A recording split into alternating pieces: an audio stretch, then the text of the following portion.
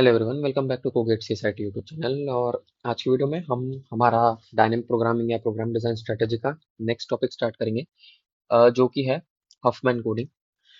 Last video में मैंने आपका जो नैपसैक प्रॉब्लम थी वो कवर करा दी थी। आज की वीडियो में हम हफमैन कोडिंग देखेंगे कैसे हम लोग इसके क्वेश्चंस को सॉल्व करते हैं। ठीक है, तो एक एग्जांपल से मैं आपको बताऊंगा कि कैसे किस तरह से हम लोग इन क्वेश्चंस को सॉल्व करें। तो स्टार्ट करते हैं। तो देखो, हफमैन कोडिंग में क्या रहेगा, हमें ये चीजें गिवन रहेगी, ए बी सी डी, ये हमें एंट्रीज गिवन रहेगी, है ना, उसकी फ्रीक्वेंसी गिवन रहेगी। ये जो है ये सारी फ्रीक्वेंसीज है, 45, 5, 7, 17, ये सारी फ्रीक्वेंसी है। ठीक है, हमें क्या करना है, हमें एक ट्री बिल्ड करना है ना। वो ट्री कैसे बिल्ड होगी, वो उस ट्री का बिल्ड करके हमें कोडिंग करना है, मतलब उस इन इन इन लेटर्स को कोड करना है। जैसे ए को हम लोग क्या लिख सकते हैं, यूजिंग 0 एंड 1 क्या लिख सकते हैं वो हम देखेंगे। सिमिलरली बी का देखेंगे, सी, डी, ई, एफ, इन सब का देखेंगे कैसे लिखेंगे। ठीक है, तो स्टार्टिंग क्या होगी, देखो हमें ये गिवन रहेगा क्वेश्चन में। हमें क्या करना है, सबसे पहले वो दोनों कैरेक्टर्स को लेना है जिनकी फ्रीक्वेंसी सबसे कम है। अब देखो, दो चीज होती है इसमें, या तो तुम्हें फ्रीक्वेंसी गिवन रहेगी, जैसे यहाँ पर गिवन है 5, 7, या फिर तुम्हें रेशो गिवन रहेगा 1/32, 1/12, है ना, इस तरह से गिवन रहेगा। तो अगर 1/32, 1/12 दिया है तो उसमें भी वही अपन को दिमाग नहीं लगाना है, जो लोएस्ट वाला है। जैसे अगर 1/32 टाइप दिया हुआ है, तो मान लो ये 1/32 है, ये भी 1/32 है, तो हम लोग जब बनाएंगे इसका ट्री, तो उसमें हम लोग इसको पहले लेंगे, है ना। जैसे हम लोग फ्रीक्वेंसी को ले रहे हैं, वैसे ही हम लोग रेशो को भी लेंगे। तो उससे घबराने की जरूरत नहीं। अगर आपको रेशो दे दिया तो क्या होगा, या पॉइंट में डेसिमल में दे दिया तो क्या होगा, कुछ नहीं करना है, हमेशा आपको मिनिमम वैल्यूज लेना है, कोई भी हो, है ना। तो स्टार्ट करते हैं। तो देखो, अभी मैं इन सब में देखूंगा मिनिमम वैल्यू क्या है, 5 और 7, है ना।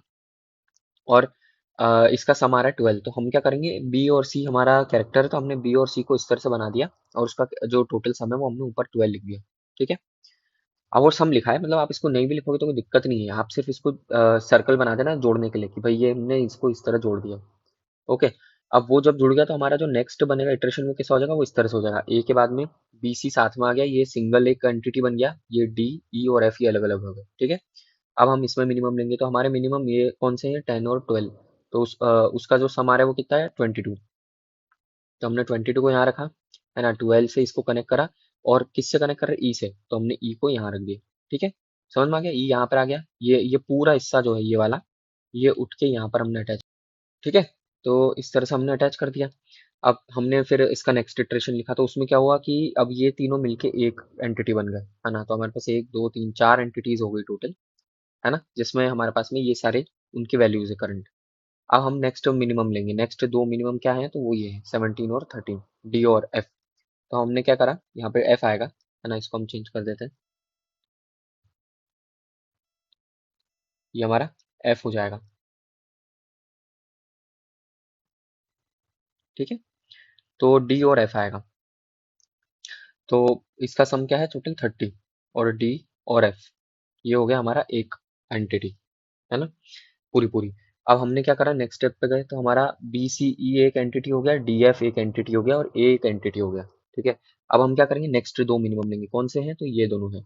तो हम क्या करेंगे, इनका सम लिख देंगे यहाँ पे, और बी सी ई इसको पूरे को उठा के यहाँ लगा देंगे, और इसको उठा के यहाँ लगा देंगे।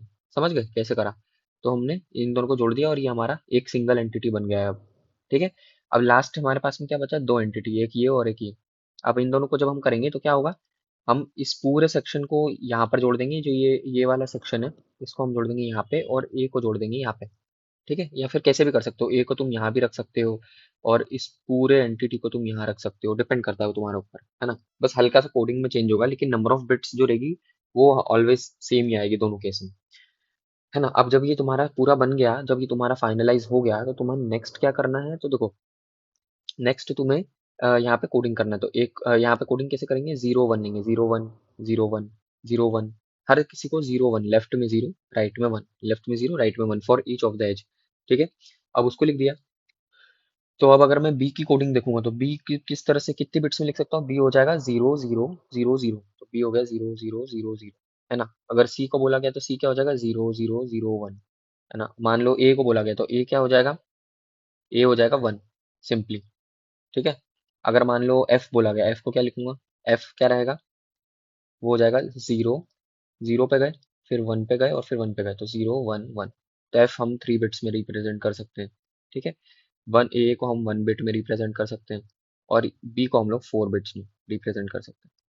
ठीक है, तो इस तरह से हफमैन कोडिंग होती है। आपको क्वेश्चंस कैसे आएंगे कि आपको ये गिवन रहेगा, आपको बोला जाएगा कि which of the Huffman code is correct. और ऐसा नहीं है मतलब कि आपको पूरा पूरा ऐसा बना के करना पड़ेगा। उसमें कई बार क्वेश्चन ऐसे रहेंगे कि फॉर एग्जांपल बी के लिए वो बोल देंगे कि for the character B how many bits will be required.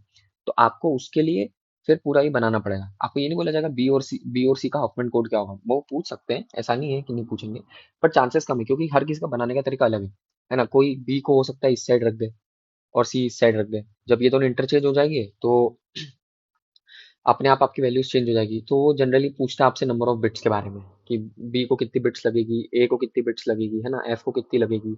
ये सारी चीजें वो पूछते हैं।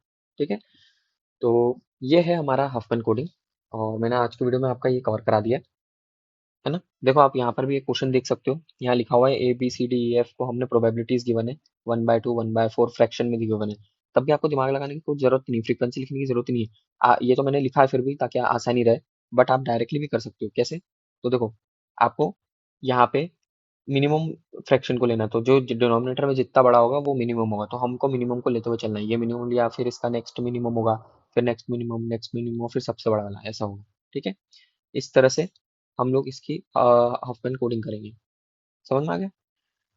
तो आज की वीडियो में मैंने आपको हफमैन कोडिंग कवर करा दिया है। नेक्स्ट वीडियो में हम लोग एल्गोरिदम स्टार्ट करेंगे, जैसे डायस्ट्रा एल्गोरिदम है ना, बेलमैन फोर्ड, डायस्ट्रा, ये सारे एल्गोरिदम्स हम लोग देखेंगे एक एक एक एक करके। आज मैंने आपको हफमैन कोडिंग करवा दिया है। तो अगर आपको वीडियो अच्छा लगे तो प्लीज़ इस वीडियो को लाइक एंड शेयर करें और चैनल को सब्सक्राइब जरूर करें, और मुझे कमेंट सेक्शन में जरूर बताएं कि मैं कैसे इंप्रूव कर सकता हूँ। Thank you.